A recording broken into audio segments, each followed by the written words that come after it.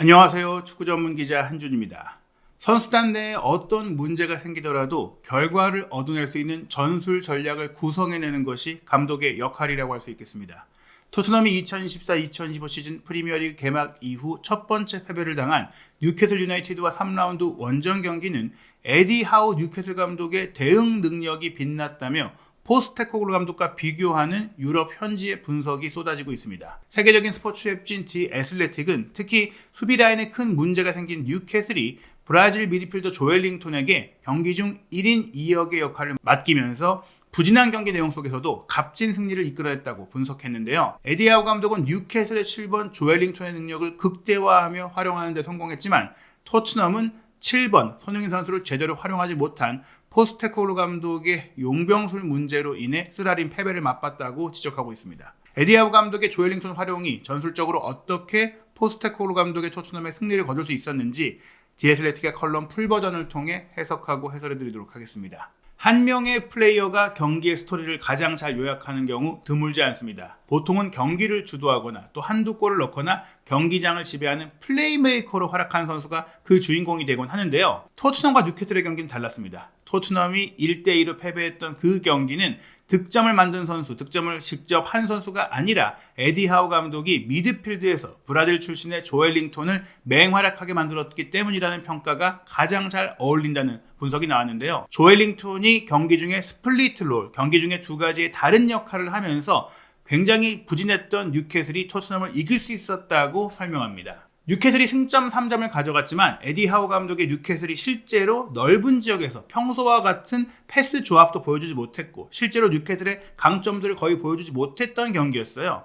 뉴캐슬 특유의 패스 플레이가 나오지 못했던 인상적이지 않은 경기력이었는데 그래도 왼쪽 측면에 배치됐던 조엘링톤이 가장 빛나는 순간이 있었다면 미드필드에서 공을 다투거나 혹은 풀백인 로이드 켈리를 지원하기 위해서 본인이 오히려 왼쪽 풀백인 것처럼 내려가서 수비를 할 때였다. 즉 조엘링톤의 부지런한 이타적인 언성 히어로로서의 역할이 좋았다는 겁니다. 지난 시즌 토트넘을 상대로 안방 세인트 제임스 파크에서 열린 경기에서는 4대0 대승을 거뒀던 뉴캐슬인데요. 뉴캐슬은 그때의 성공적인 전술을 다시 한번 꺼내들었습니다. 맨투맨 압박과 5-4-1 대형으로 수비를 하면서 원정으로 온 토트넘의 넓은 조합 플레이를 제한하고 또 풀백의 위협을 제한하는 선수비 후역습을 안방에서 시도한 것이죠.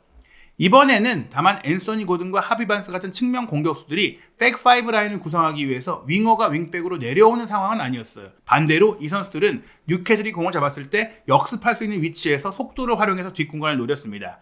대신 뉴캐슬이 자기 진영에서 수비를 할 때는 켈리 옆으로 왼쪽 윙백 포지션으로 미드필더, 공미 역할을 해왔던 조엘링톤이 내려와서 수비를 하는 새로운 패턴이 등장한 것인데요. 전반 45분 동안 뉴캐슬의 수비 조직은 토트넘의 공격이 페널티 에어리어 밖에서의 성공률이 떨어지는 중거리 슈팅 그리고 세트피스의 기회밖에 나오지 않도록 제한하는 데 성공했습니다. 공을 소유하지 않았을 때 백5로 운영했던 뉴캐슬은 페드로 포로와 데스티니 우도기 등 인버티드 풀백 2명이 뉴캐슬 수비라인에 과부하를 걸지 못하도록 수적 우위를 가져가지 못하도록 수비 숫자를 충분히 만들어놨는데요. 이 예시 장면에서는 조엘링톤 선수의 위치 선정이 토트넘의 수비를 어떻게 또 흔들어 놨는지를 볼 수 있는데요. 로이드 켈리가 포로의 질주를 이제 지켜보면서 공격에 나갈 수 있는 그런 상황이 됐던 것은 조엘링톤이 켈리의 뒤를 받쳐줬기 때문입니다. 그래서 순간적으로 켈리가 공격적으로 쭉 올라가서 컵백을 주고 그게 반스의 골로 연결됐던 그런 상황들이 연출됐던 것은 조엘링톤이 항상 켈리의 뒤를 커버해주면서 켈리가 올라올 거라고 예상하지 못했던 토트넘 수비 라인에 허를 찔렀기 때문이죠. 그리고 이 상황에서도 윌슨 오도베르가 반대 전환을 한다거나 또 제임스 매디슨에게 공을 연결해줄 때도 조엘링톤의 압박과 조엘링톤의 수비 커버가 항상 따라오다 보니까 토트넘의 공격이 잘 풀리지 않았습니다. 또 다른 예시 중에 하나는 켈리가 이제 포로와 맞붙는 상태였는데 라인 사이의 움직임에서 조엘링톤이 함께 움직여주다 보니까 포로의 역할도 조금 수적 열세 속에 제한됐고 또 로메로가 전진 수비를 하면서 따라 올라왔을 때 조엘링톤이 그 상황에서 내려와 있을 때 켈리가 치고 올라가면 그 뒤를 다른 토트넘의 누군가가 즉 로메로가 조엘링톤을 상대하게 되면은 오도베르가 켈리를 상대해야 되는 그런 교차 대응이 나와야 되는데 그런 것도 이루어지지 못했던 것. 결국에는 조엘링턴이 윙백과 중앙 미드필더 또 윙어의 역할을 계속해서 번갈아 하면서 교란했던 것이 토트넘의 수비 라인과 공격 라인 모두에게 큰 혼돈을 줬고 그것이 전술적인 열세가 되면서 토트넘이 내준 두 골에 실질적으로 조엘링턴이 모두 전술적인 역할을 했다라고 볼 수 있는 것입니다. 후반전 같은 경우에 토트넘이 압박의 수위를 높이면서 기회를 만들었는데요. 오른쪽 날개로 브레넌 존슨을 투입했던 것이 토트넘에게 도움이 됐죠. 웨일스 포워드인 브레넌 존슨의 속도와 다이렉트한 플레이는 뉴캐슬의 백파이브를 끊임없이 위협하는 데 성공했고 결국 자책골을 끌어내면서 동점골이 됐는데 존슨이 만든 기대감 그리고 조엘링턴이 왼쪽 풀백 포지션이 그래도 조금 미숙했던 부분들, 늦었던 대응들 그리고 메디슨의 슈팅을 막았던 닉 포프의 조금 실수가 됐던 선방 등 여러 요인들이 겹쳐졌기 때문에 존슨이 이 자책골을 끌어낼 수 있는 위치에 갈 수 있었습니다. 게다가 포프가 슈팅을 막아냈지만 수비수인 댄번이 그 공을 자책골로 넣었던 부분들도 조금은 뉴캐슬 입장에서는 불리했다고 할 수 있겠죠. 뉴캐슬은 중앙 지역을 강화하고 또 토트넘이 공을 소유했을 때는 조엘링턴이 미드필더 역할에서 왼쪽 윙백으로 이동할 때 커버해야 되는 거리를 줄이기 위해서 후반전 들어서는 거의 정상적인 패턴으로 경기를 했습니다.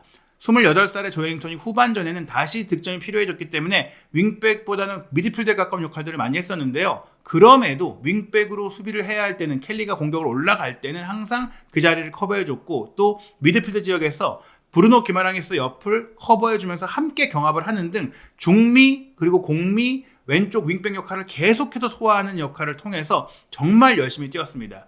여기서 기마랑이스가 센터서클 근처에서 우도기를 압박하고 조엘링턴이 그 뒤를 따라가서 루즈볼을 확보하면서 공격으로 전환되는 장면이 나왔었는데요.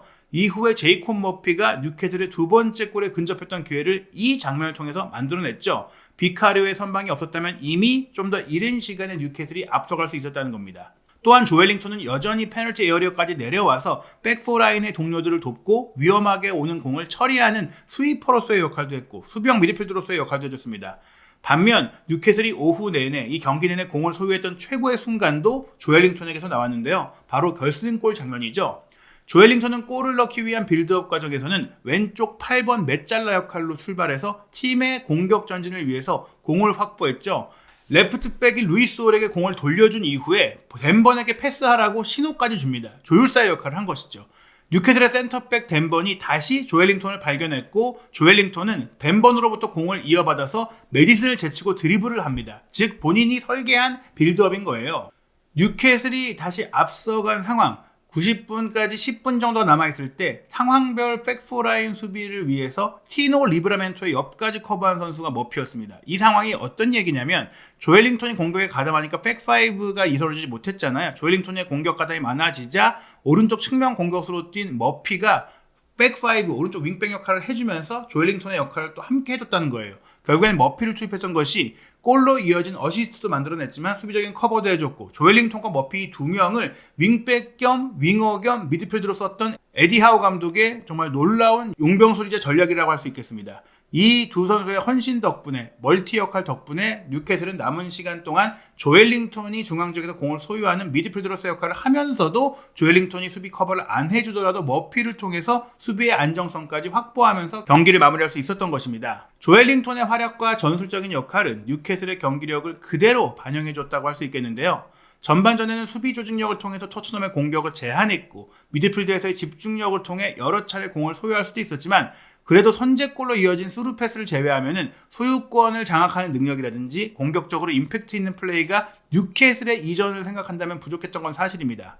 에디하우 감독도 실제로 프리미어리그에서는 최고의 컨디션이 아닐 경우에는 승리하기가 매우 어렵다라고 했는데요. 그럼에도 토트넘전의 승리를 이끌어내면서 우리는 그런 상황에도 이길 수 있는 방법을 찾아가고 있으며 또 오늘 이긴 것은 좋은 신호이지만 그래도 장기적으로는 경기력을 향상시켜야만 승리하고 성적을 낼 수 있다는 걸 알고 있다고 했어요. 즉, 이 토트넘전의 임시 방편적 전술을 통한 수비적인 전술로 인한 승리에 만족하지 않겠다라고 한 것인데 포스테코글루 감독의 생각처럼 에디 하우 감독도 도전적이고 공격적인 축구를 할 수 있는 팀을 만들어가고 있는 과정인데 포스테코글루 감독은 팀이 어려운 상황에서도 그걸 너무나 강하게 밀어붙이는 상황 또 유연성이라든지 변형성이라든지 플랜 B를 통해서라도 승리를 끌어내려는 그런 변화의 움직임이 없다는 것은 분명히 아쉬운 대목일 수밖에 없겠습니다. 한준TV가 2024-2025 시즌부터는 시청자 여러분들과 실시간 소통 방송을 시작했습니다. 다양한 전문가 패널들과 함께하는 입중계 실시간 라이브 방송을 준비하고 있는데요. 9월 5일 목요일 오후 7시 30분부터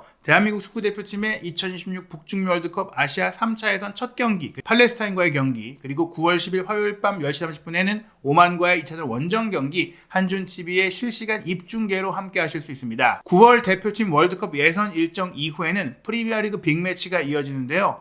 9월 15일 일요일 밤 9시 30분 토트넘 허스퍼와 아스널의 북런던 더비 프리미어리그 4라운드 경기 역시 전문가 패널과의 입중계를 준비하고 있습니다. 그리고 카라바오컵 3라운드 경기 일정도 확정이 됐죠. 한국 시간으로 9월 19일 목요일 새벽 4시에 킥오프하는 코벤트리 시티와의 경기, 그리고 이어지는 브렌트포드전, 카라바흐와의 유로파리그 첫 경기 등 한준TV에서 토트넘 허스퍼의 전 경기, 그리고 한국인 유럽파 선수들의 주요 경기와 한국 대표팀의 모든 경기를 입중계, 그리고 실시간 라이브 분석 및 프리뷰로 확인하실 수 있습니다.